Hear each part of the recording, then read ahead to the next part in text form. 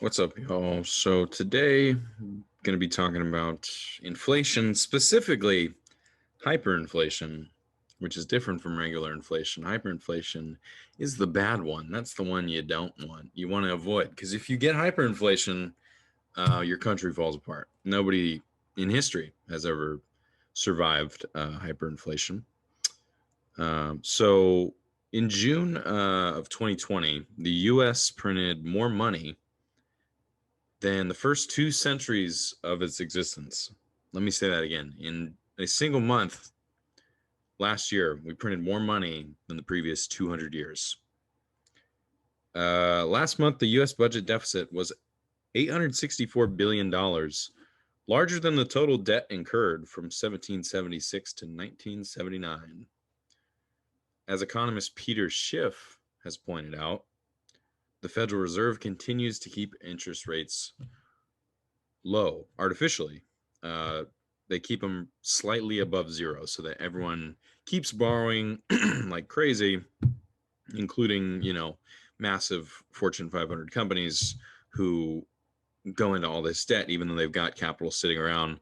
Because it doesn't matter if they go into debt. If they get, if they go bankrupt, the government will just bail them out anyways. That's what happens during every financial crisis. So they end up just incurring all this debt, and then eventually it gets paid for by the taxpayers. Essentially, what this means is we're in an unprecedented bubble, and when it bursts, most of the countries in the world could become a failed state, including the United States. What do I mean when I say failed state?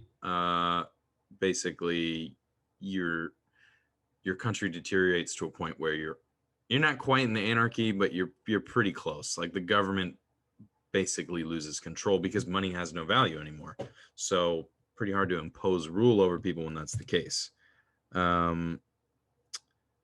But essentially, this is because the U.S. Okay, why would everybody become a failed state? It's because the U.S. dollar is going to lose all of its value because we've printed too much money, and since that's the currency of the world's reserve, this will cause consumer prices around the world to skyrocket.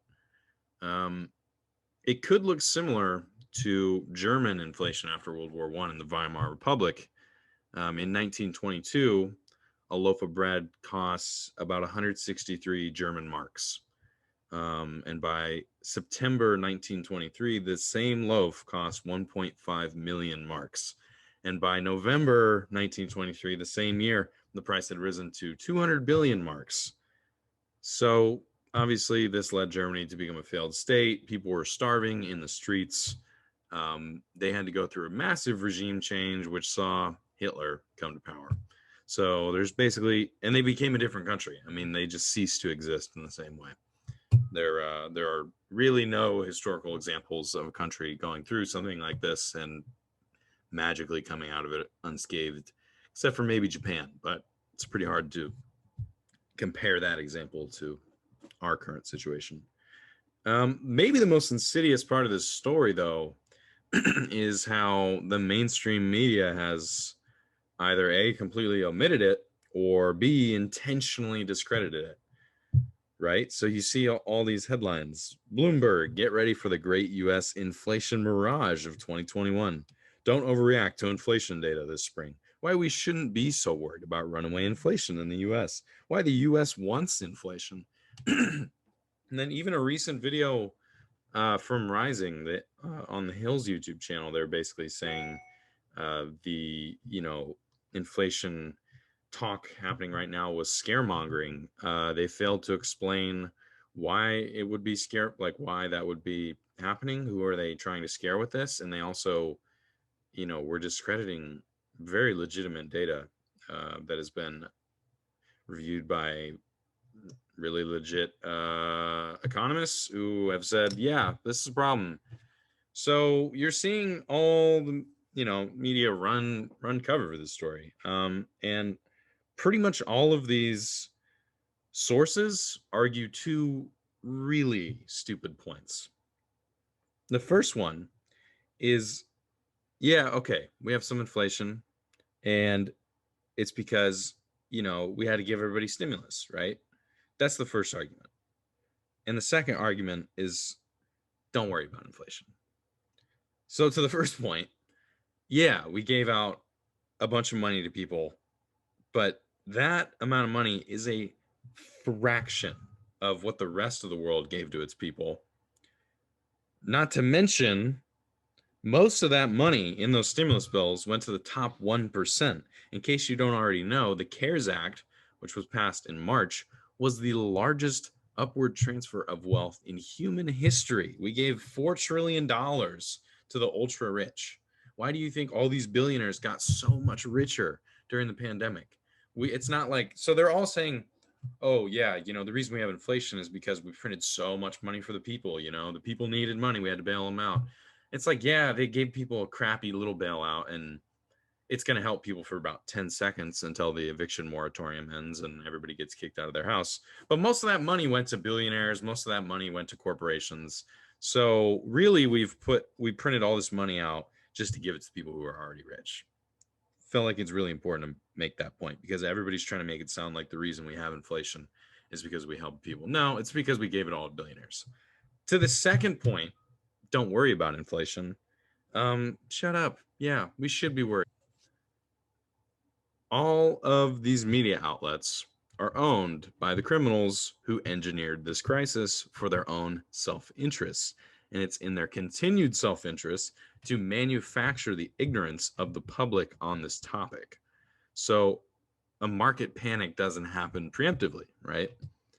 Warren Buffett and many other wealthy individuals have begun to express their concern as the price of raw materials is already skyrocketing and prices on general consumer goods are already rising. If you've checked your grocery bill, you've probably seen the price of stuff go up. So when people are, saying, oh, yeah, there's some inflation, don't worry about it. It's like, what do you mean don't worry? Everything is already costing more. How am I supposed to not worry about it? So what are the potential solutions, right? Well, unfortunately, when it comes to hyperinflation, can really only be ended by taking really drastic action. So like slashing government spending is an option. Nobody wants that. That would suck. But that's knowing our, neoliberal, neocon, warmongering government, I wouldn't be surprised if they were like, hey guys, we have all this inflation and we can't spend money anymore. So everyone's going to just have to suffer. That would not shock me if they did that. The other option is like changing the currency basis to something that's more stable. So a lot of people have floated the idea of cryptocurrency, making that, the currency of the world reserve. Truth is, though, there's really no clean way out of this situation. So, and on top of that, if we can't just start simply acknowledging the problem, if all these mainstream media outlets are going to keep manufacturing the ignorance of the public, yeah, we'll be headed for guaranteed catastrophe because we won't be ready for anything. And the US dollar will likely lose status as currency of the world reserve within the next 15 years, which would cause interest rates to spike so high in the US, and it would decrease foreign investment in the country. China is pushing really hard to make the yuan their currency, the currency of the world reserve. Whoever has their currency as the currency of the world reserve can kind of indirectly control a lot of the geopolitics and a lot of the economics in the world.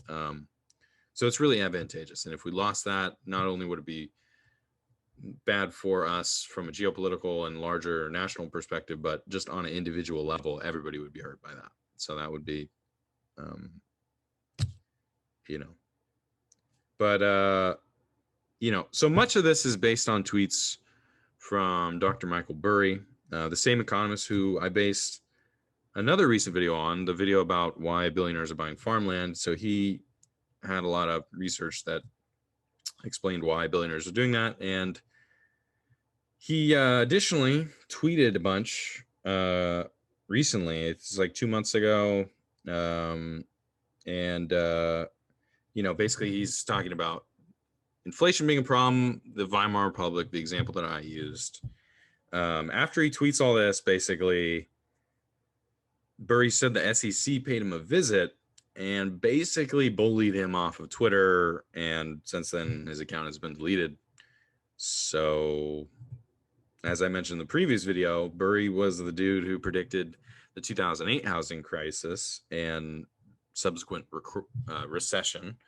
And everybody laughed at him at the time. Everybody said he was crazy. And here we are again, 2021. Burry is once again being laughed at for his predictions, which are based entirely on, pretty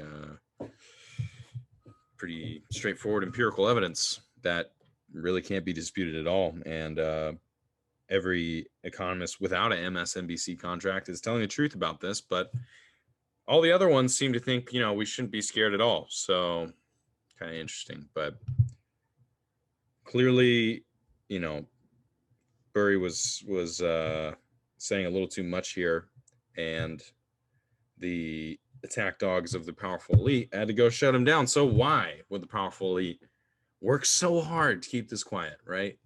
Like, if I'm spinning this whole conspiracy, they're trying to hide it. Like, what would be the reason for that? Well, let me ask you this. If an asteroid was going to hit the Earth in a year from today, would they tell us right now? Think about it.